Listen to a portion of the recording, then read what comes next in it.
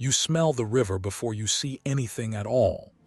It is the very beginning of January in the year 1835, and you are standing at the edge of a city called Belem, at the mouth of the Amazon, where the greatest river on earth finally gives itself up to the sea. The air is thick enough to drink. Mango trees hang heavy over the streets behind you. Out in front of you, the water is so wide and so brown and so slow that it does not look like a river at all. It looks like a flooded world, and somewhere out in that endless green beyond it are the little creeks the people here call igurups, the paths of the canoe, running back into the forest for 1,000 miles. And this morning, the canoes are coming out of them. Not one or two the way they come every morning, bringing fish and flour and fruit into the city. Dozens, then hundreds. They come out of the side channels and around the low green islands, and they keep coming, and the people in them are not merchants. They are the poor of the river. They are people from the palm-thatch cabins that stand on stilts along 100 nameless creeks, people whose grandparents were carried here in chains, and people whose ancestors were here before any ship came at all. They have machetes and old muskets and fishing spears, and they are rowing steadily, quietly, toward the customs house and the cathedral and the governor's palace of the capital of the Brazilian Amazon. Hold that picture, please. The brown water, the mango-lined streets, the hundreds of canoes coming in out of the creeks in the early light. Because what you are watching is not a riot. It is the beginning of the only time in the entire history of my country when the people at the very bottom of it took a provincial capital and held it and tried to run it themselves. And I am going to spend the next while telling you why almost nobody has ever heard of it, and why that silence is not an accident. Sit down, my friend, and let me pour you something, because this is a long one, and it is heavy in places, and I would rather you were comfortable. My name is Joaquim. I taught history in Brazilian classrooms for the best part of 40 years, which means I have stood in front of a great many bored teenagers and tried to convince them that the past was alive. And I want to be honest with you at the start about something that still embarrasses me. For years, when I reached this chapter, I taught it the way the textbook taught it. 2 paragraphs, a list, a word. The word was chaos. This is the story of the Cabanagem. It happened in the province of Grao-Para, in the Brazilian Amazon, beginning in 1835 and grinding on until about 1840. And in the Brazilian schoolbook it sits in a chapter with a very boring name, The Revolts of the Regency Period, filed in beside 3 or 4 other uprisings, described in a sentence or two as a violent and disordered explosion of the Amazonian poor, quickly put down, leaderless, savage, doomed, a footnote between our independence and our empire, and every single part of that description is either wrong or worse, is true in a way that has been arranged to make you stop thinking. Because here is what actually happened in Para, and I want you to hear it plainly before we go anywhere else. The poor of the Amazon took the capital city. They held it. They lost it and took it back again. They put their own men in the governor's palace and issued their own orders and ran a province of the Brazilian Empire for the better part of a year. And then an imperial fleet came up the river and took it away from them. And in the war that followed, something on the order of 30 or 40 out of every 100 human beings in that province died. I will say that number again, because when I first understood it properly I had to sit down. Something like 1/3 of the people of the province. Historians argue about the exact figure, and I will come back to that argument honestly later, because accuracy is sacred in this room, and I will not sell you a number I cannot stand behind. But if the common estimates are anywhere near right, The Cabanagem is proportionally one of the deadliest events in the history of the Americas, and outside the state of Para, almost nobody can name it. So let us go back to the river, and let us start where all of this really starts, which is not with the poor at all. It starts with a quarrel among gentlemen. To understand why the Amazon exploded, you have to understand that in 1835, the Amazon was barely part of Brazil at all, and had only just been persuaded to be. For most of the colonial centuries, this enormous northern territory was its own world, administered separately, facing north and east across the ocean rather than south toward Rio de Janeiro, closer in many practical ways to Lisbon than to the sugar coast or the mining country.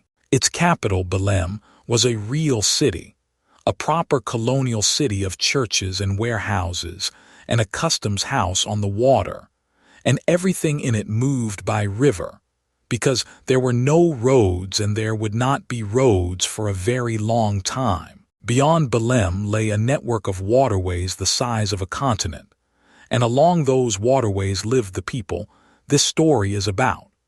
Indigenous communities, mission villages, families of mixed ancestry with an indigenous mother and a Portuguese grandfather, enslaved Africans and their freed descendants, all of them working the rivers, gathering the forest products the empire wanted, and living in palm-thatch cabins raised on posts above the flood. Cabins, cabanas. Remember that word. The whole thing is named after those houses. Now, when Brazil became independent in 1822, that independence was made in the south.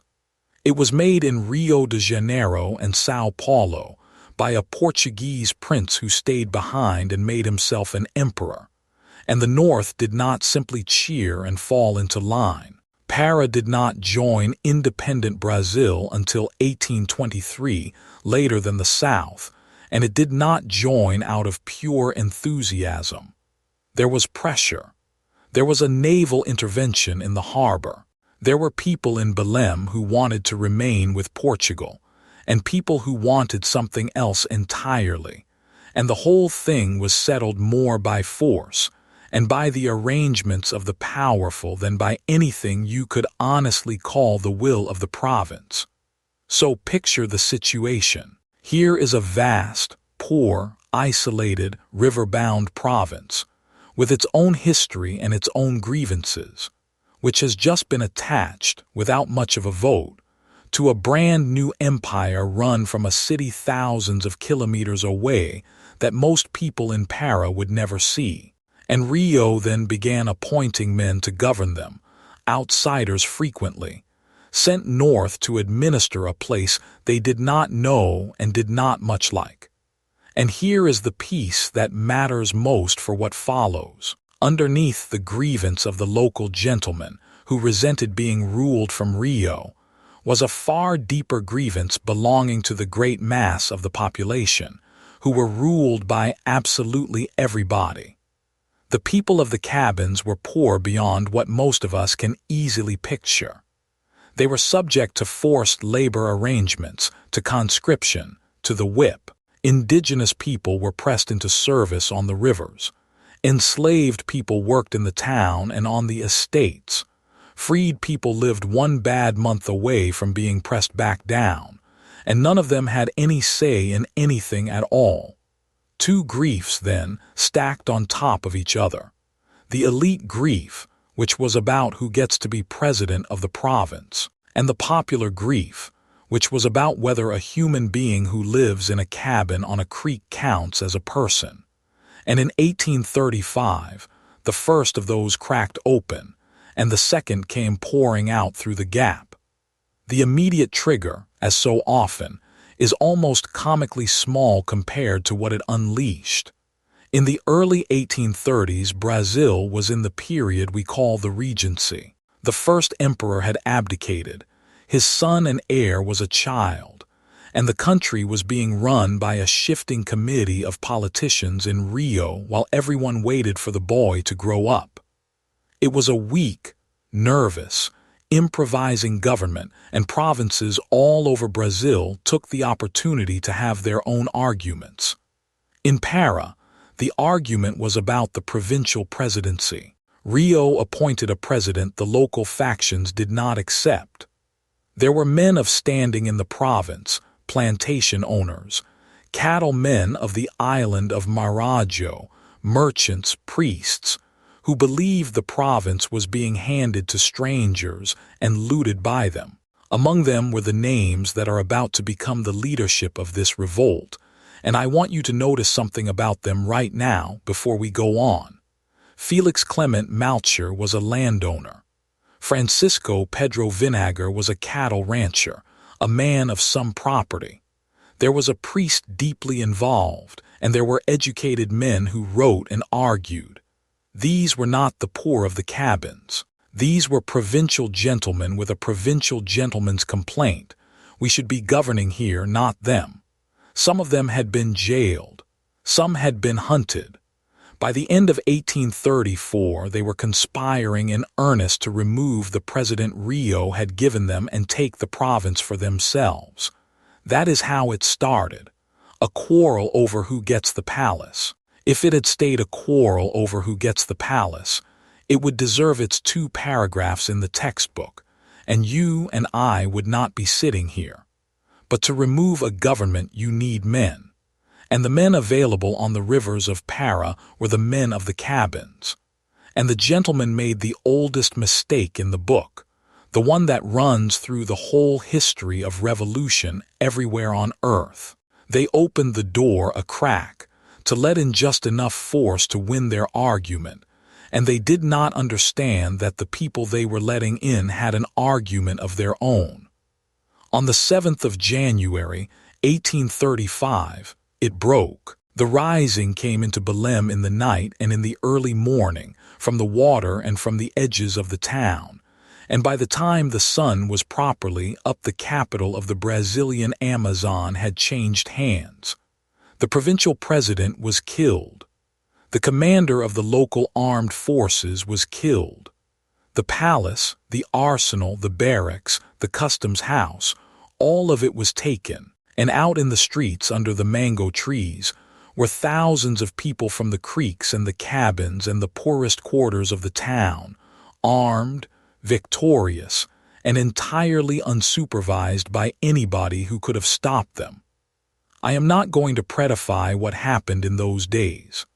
There was killing in Belem, and some of it was the settling of private scores, and some of it was ugly. When a city changes hands like that, at the hands of people who have been ground down for 200 years, terrible things happen, and I would be lying to you if I said otherwise.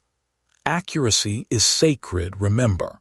But hold on to what is extraordinary here, because the textbook will not point it out to you. They did not burn the city and run away into the forest. They stayed. They took a capital and they occupied it. They made Malcher, the landowner who had helped plan the thing, the president of the province of Grao-Para. They made Vinagre the commander of arms. They raised the imperial flag, incidentally, because most of them insisted they were loyal to the young emperor, and were only removing the corrupt men who ruled in his name, which is a very old and very human way to make a revolution feel less like one. And they set about the business of governing. For a few months, the province of Grao-Para, an enormous chunk of the Brazilian Empire, was run by a government that had been put into power by the poor of the Amazon River. Think about how strange that is. In the entire history of Brazil, there is no other moment quite like it. And then, almost at once, the whole thing began to tear itself apart, and it tore along exactly the line you would expect. The line between the gentlemen and the cabins. Malcher, in the palace, discovered what many a moderate has discovered in the first week of a revolution. He had wanted a change of management. The people who had carried him into the building wanted a change of world. He began to negotiate with Rio. He began to talk about order, about restoring obedience, about coming to terms with the empire. And to the men and women in the street who had just taken a city with fishing spears, this looked exactly like what it was, which was the beginning of a betrayal. Within weeks of taking power, Malcher and Vinagre had fallen out completely, and the falling out turned into open fighting in the streets of Belem between their followers. Malcher lost. He was arrested, and shortly afterwards he was dead, killed while a prisoner, and the accounts of exactly how and on whose order are contested, so I will not pretend to more certainty than the record gives me. The first president made by the Cabanagem was killed by the Cabanagem within about 6 weeks, so Vinagre took the palace, and Vinagre, in his turn, discovered the very same thing. He also began to negotiate. When an imperial naval force appeared and put pressure on the city in the middle of that year, Vinagre handed Belem back to the empire's appointed authorities and stood down, on terms, hoping for peace. And that is the moment the story stops being about gentlemen at all, because the people did not accept it. They went back out to the rivers and the creeks, they gathered, and in August of that same year, 1835, they came back and took Belem for a second time. And this time the man they put in the palace was nobody's provincial gentleman. His name was Eduardo Angelim. He was, as far as we can tell, about 21 years old. He was a young man from the northeast who had come to Para, of modest background, with no fortune and no famous family, and he became the president of the province of Grao-Para at an age when most of us are still learning what we want to be. And now we come to the heart of this whole story, the part that got buried, and I want to slow down here. For something close to 9 or 10 months, Belem and much of the province were governed by the Cabanagem under Angelim, not raided, not sacked and abandoned, governed. And what strikes you when you read what serious historians have gone back and dug out of the archives is how ordinary a great deal of it was.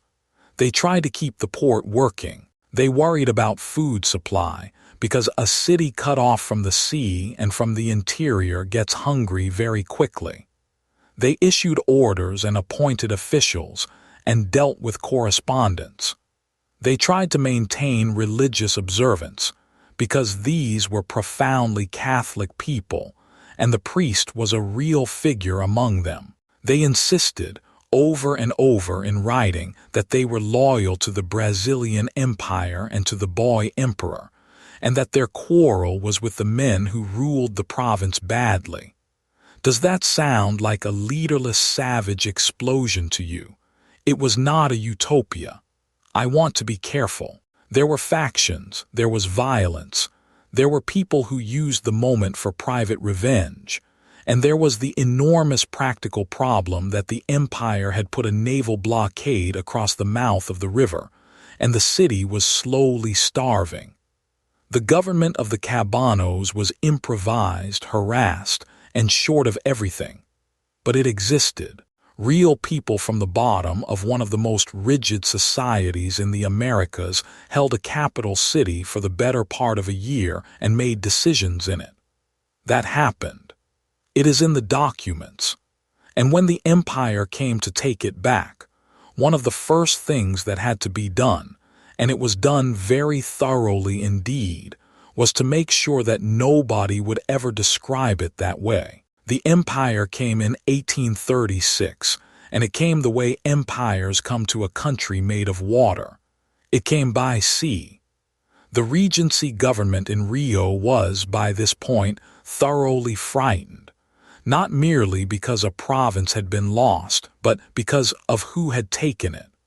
A revolt of provincial gentlemen was a political problem. A province in the hands of the poor, of indigenous people, of black people free and enslaved, in a country where enslaved people were a huge share of the population, was something else entirely.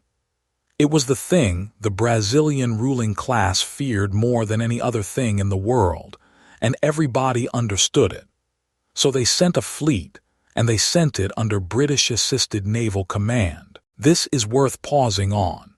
In that era, the young Brazilian Navy leaned heavily on British officers, veterans of the Napoleonic Wars who had taken service with the new states of South America. The squadron sent to retake Belem was of that kind, and the naval commander most often named in the sources for the expedition is Admiral Taylor. The details of the command are argued over in the literature, and I would rather tell you that honestly than give you a tidy sentence. What is not argued over is the shape of it. Professional warships, professional gunnery, and a blockade brought up the Amazon against a city held by people in canoes. The fighting for Belem in May of 1836 was hard, but the outcome was never really in doubt. Angelim eventually surrendered. He was young, the city was starving, and there was no answer to naval artillery. The imperial forces took the capital back, and then the Reconquest began in earnest. And it is the Reconquest, not the Revolt, that produced the appalling number I gave you at the start. I have to tell you about the pontos, and I am going to tell you carefully, because I do not believe in dwelling on horror for effect. The victorious authorities took prisoners in enormous numbers, and there was nowhere to put them, so they used what was floating in the bay. Old hulks, dismasted ships no longer fit to sail, anchored off Belem and turned into prisons. These were the pontos. Prisoners were packed into the holds in the equatorial heat. In numbers the hulls were never built to hold, and in some of the worst episodes people simply suffocated. This is not a rumor and it is not a legend. It is documented, and it was known at the time. And it is one of the reasons the memory of the Cabanagem in Para has a particular kind of grief in it that outsiders do not always feel. That was the city. But the war did not end when Belem fell, and this is what most people do not realize.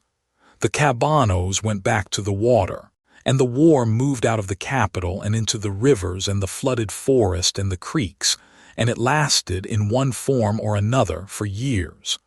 Until about 1840. Try to imagine what pacifying that country meant. There are no roads. There is no front line. There are tens of thousands of kilometers of waterway and an ocean of trees. Imperial columns went up the rivers and burned villages and took prisoners and moved on. And the people who survived moved deeper. And hunger and disease did what they always do to a population on the run. The empire also imposed a system of forced labor and registration on the surviving poor afterwards, designed to make sure that a man of the rivers could never again be somewhere nobody was watching him. And when it was over, the province had been hollowed out. The figures you will see most often are something like 30,000 to 40,000 dead out of a population of perhaps 100,000 to 150,000. Now, I promised you honesty. Those numbers are estimates. They come out of 19th century reckonings and later reconstructions. The census material for the Amazon in that period is poor, and historians genuinely disagree about the totals. Some argue the figure is too high, some that the dead of the long war in the interior have been undercounted. What essentially nobody disputes is the order of magnitude, that this was a catastrophe which killed a very large fraction of everybody in the province, somewhere in the region of a third of the people. Hold that against the fact that you had probably never heard of it before today. Now, let me turn the whole thing over, because everything I have told you so far is only the story. This is what the story means. The Cabanagem is remembered when it is remembered at all as chaos. Savage, leaderless, doomed. a spasm, a footnote in the chapter of Regency revolts. And here is the inversion I want you to carry out of this room, because once you see it, you cannot unsee it. It is remembered as madness precisely because it worked. Think about it. If the poor of Para had risen and been crushed in a week, they would be a small, sad paragraph and nothing more, and nobody would have needed to say very much about them at all. The problem, from the point of view of the empire, was the opposite. The problem was that they won. They took the capital. They kept it. They put their own men in the palace. They ran a province. They demonstrated, in front of everybody, in a slave-holding empire that was terrified of exactly this, that it could be done. You cannot leave a demonstration like that standing. Killing the people who did it is not enough, because the example survives the people. You also have to kill the meaning of it. And the way you kill the meaning of a popular government is not to argue against it. It is to describe it in every official report and every history written afterwards by the men who won as a thing without meaning, as chaos, as savagery, as a mob, because a mob does not have politics. A mob does not have a program or grievances or a customs house to run. A mob is weather, and you do not owe anything to weather. You do not have to answer weather. You just have to survive it and clean up. That word, chaos, was the single most effective weapon of the Reconquest, and unlike the ships and the cannon, it never stopped working. The ships went home. The word is still in the schoolbook. It was still in mine when I stood in front of my students and repeated it, and there is a second inversion sitting right beside the first. We are told this was a catastrophe of the revolt. The poor rose up and look at the terrible consequences, all those dead. But look at when the dying actually happened. The great mass of the deaths of the Cabanagem did not come from the cabanos taking Belem. They came from the empire taking it back, and from the years of hunting in the rivers afterwards. The catastrophe was not the uprising. The catastrophe was the restoration of order. That sentence should be uncomfortable, and I want it to be, because it is what the documents show. And I want to be very clear that this is not just an old teacher's opinion, offered to you with a flourish. This is where the scholarship has gone, and I am going to name names so that you can go and check me, which you should always do with anybody who tells you history. The historian I would send you to first is Magda Rixai, who works at the Universidade Federal do Para, in Belem, in the very city where all of this happened. Her work has done more than almost anybody's to take the Cabanagem out of the box marked barbarian outburst and put it back where it belongs, as a popular political movement, with ideas in it, with religion in it, with loyalty and law and argument in it, made by people who knew perfectly well what they were doing and why. Reading that scholarship is what changed how I taught this, and I am grateful for it, and a little ashamed it took me so long. And behind the modern historian stands the old, enormous, indispensable source. In the second half of the 19th century, a man from Para named Domingos Antonio Real spent years gathering documents, testimony, and correspondence about the revolt into a great multi-volume compilation called Motins Politicos, Political Riots, and that work is still the documentary spine of the whole subject. It is not neutral. It was written by a man of his class and his century, and modern historians read him with care. But without Real, a great deal of what we know would simply be gone. History is often like that, my friend. The record is kept by somebody with a point of view, and the work of the next 100 years is to read it honestly anyway. I want to tell you about a girl in one of my classes, years ago now, because she is the reason I started telling this properly. Her name was Erasma, and she was from the north, and she was quiet in the way that quiet students sometimes are, which is not the same as absent. I had just given the class my 2 dutiful textbook paragraphs about the revolts of the Regency period, chaos in Para, quickly suppressed, and I was moving on to something else. And she put up her hand and asked me a question that I have never really finished answering. "Professor," she said, "if a third of them died, why is it 2 paragraphs?" And I stood there with the chalk in my hand and I had nothing, because there is no good answer. There is only the true one, which is that the length of a chapter in a school book has never had very much to do with how many people died. It has to do with who they were. If a third of the population of a province in the wealthy south of my country had died in a war against the imperial government, I promise you it would not be 2 paragraphs. It would be a national wound with monuments around it.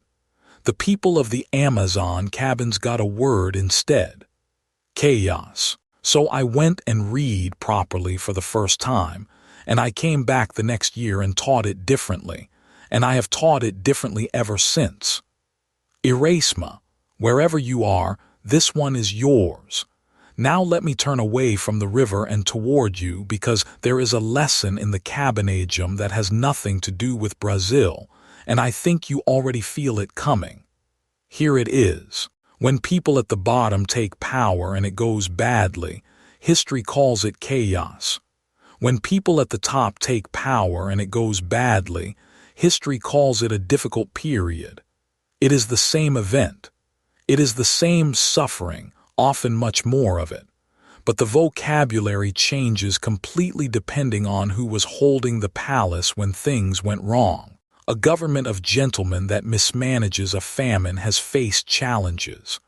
A government of the poor that mismanages a food supply for 9 months while under naval blockade was a mob that could not govern.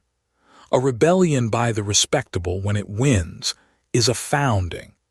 A rebellion by the poor, even when it wins, is a disorder to be put down. And the people who write the summary are almost always the people who took the palace back.